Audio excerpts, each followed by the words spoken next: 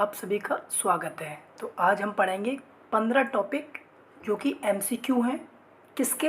Anatomy physiological of human being. जो human being है उसके एनाटॉमी और फिजियोलॉजी जो कुछ भी होती है उनके हम 15 मोस्ट इंपॉर्टेंट क्वेश्चन देखेंगे जो कि बीएससी नर्सिंग में जो एमसीक्यू आते हैं उसमें हेल्प करेंगे।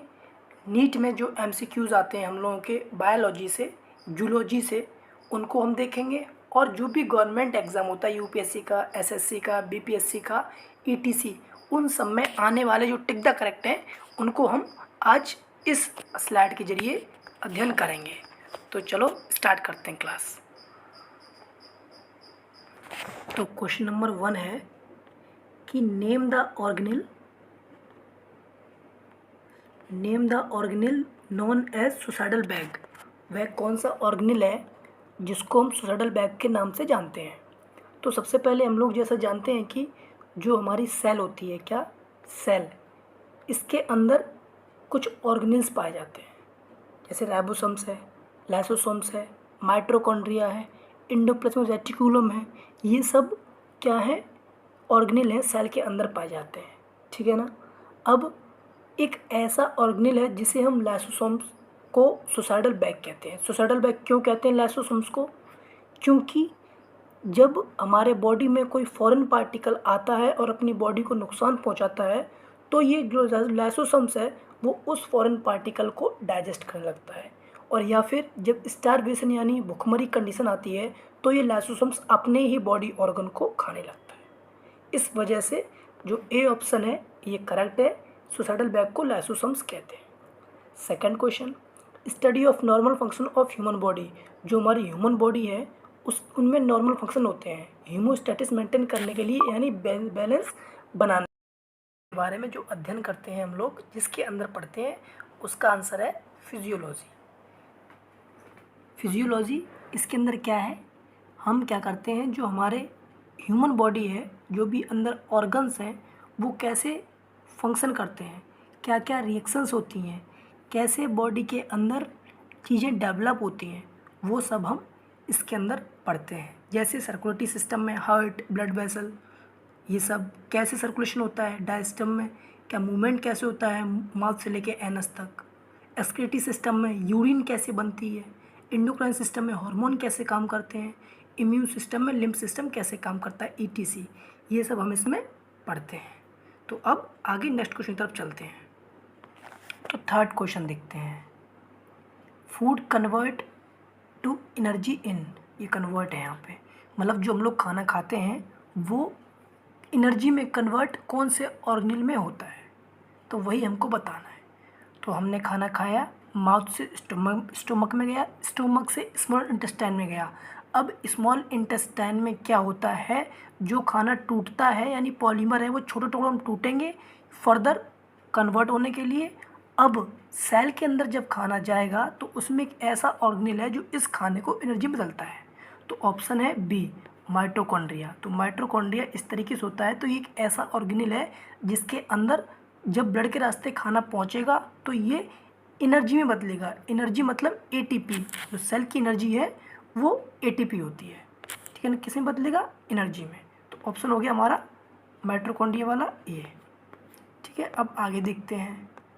अब है फोर्थ क्वेश्चन देखते हैं। फोर्थ क्वेश्चन हमारा कह रहा है राइबोसोम्स हेल्प इन। राइबोसोम्स जो होते हैं वो किस में हेल्प करते हैं, यानी क्या करते हैं? तो ऑप्शन है राइबोसोम्स क्या, हमेशा याद रखना, ये प्रोटीन फॉर्मेशन यानी प्रोटीन में हेल्प करते हैं। राइबोसोम्स के अंदर प्रोटीन बनती है। तो ऑप्शन बी करेक्ट हुआ है। अब आगे नेक्स्ट क्वेश्चन देखते हैं। तो क्वेश्चन नंबर 5 देखते हैं, the study of tissue is called. जो टिश्यू की स्टडी है उसको क्या कहते हैं, यानी जो ग्रुप ऑफ सेल है जिसको टिश्यू कहते हैं उसे हम क्या कहते हैं? ए ऑप्शन है साइटोलॉजी नहीं हो सकता है। क्यों? क्योंकि ये सेल की स्टडी है। एम्ब्रायोलॉजी नहीं हो सकता है क्योंकि ये एम्ब्रायो की स्टडी है। हिस्टोलॉजी ये है, हिस्टोलॉजी मतलब लॉजी मतलब स्टडी और हिस्टो मतलब टिश्यू। तो हिस्टोलॉजी क्या कहते हैं? टिश्यू के अध्ययन को। ठीक है। Name the tissue present in the brain. वो कौन सा टिश्यू है जो ब्रेन के अंदर पाया जाता है? तो नर्वस टिश्यू, सीधी सी बात है, जो नर्व टिश्यू है वो हमारे ब्रेन के अंदर पाई जाती हैं। मस्कुलर टिश्यू नहीं हो सकता है। क्यों? क्योंकि ये मसल्स के अंदर होंगी और बोथ तो हो ही नहीं सकता है। तो पहला 5th का हो गया हिस्टोलॉजी और 6 का हो गया नर्वस टिश्यू। अब आगे नेक्स्ट क्वेश्चन देखते हैं। नाउ क्वेश्चन नंबर 6 कहता है स्टडी ऑफ सेल। जो सेल है हमारी सबसे पहले रॉबर्ट हुक ने बताई थी 1665 में। इस सेल की स्टडी क्या कहते हैं? तो इस सेल की स्टडी को साइटोलॉजी कहते हैं। क्वेश्चन नंबर 7 है who discovered the cell. Cell किसने डिस्कवर्ड किया और न्यूक्लियस किसने किया?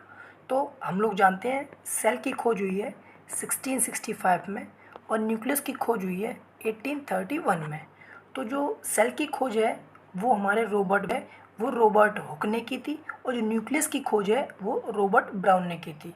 तो 1831 में न्यूक्लियस की खोज की है रॉबर्ट ब्राउन ने और 1665 में सेल की खोज की है रॉबर्ट हुक ने। किसकी? सेल की खोज। ठीक है ना। अब नेक्स्ट क्वेश्चन देखते हैं। Blood is classified as. Blood को कौन से टिश्यूज क्लासिफाइड किया गया है? मस्कुलर टिश्यू नहीं हो सकता है, नर्वस टिश्यू नहीं हो सकता है, ये है कनेक्टिव टिश्यू। जो ब्लड एक है वो फ्लूइड है जो कि कनेक्टिव टिश्यू से मिलके बनता है। अब next question number 9 jelly like substance present inside the cell. जो हमारी सेल है इसके अंदर जो क्या कहते हैं प्रेजेंट रहता है क्या चीज़? एक जेली लाइक सब्सटेंस यानी फ्लूइड तरीके से, उसे क्या कहते हैं? तो हेटरोप्लाज्म हो नहीं सकता है क्योंकि ये कुछ नहीं होता है। न्यूक्लियोप्लाज्म जो न्यूक्लियस के अंदर लिक्विड फॉर्म में रहता है वो हो सकता है, पर ये भी नहीं है। अब जो साइटोप्लाज्म ऑप्शन बी है ये हमारा क्या है?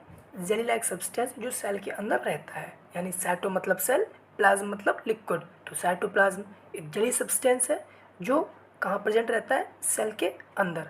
अब लास्ट क्वेश्चन आप लोग बताएंगे, आपके ऊपर छोड़ते हैं हम लास्ट क्वेश्चन। तो ये रहा हमारा आज का लास्ट क्वेश्चन कि name the father of modern physiology. जो हमारी फिजियोलॉजी है जिसमें हम ह्यूमन के फंक्शन के बारे में पढ़ते हैं, उनके मॉडर्न फिजियोलॉजी के फादर हैं, उनका नाम क्या है?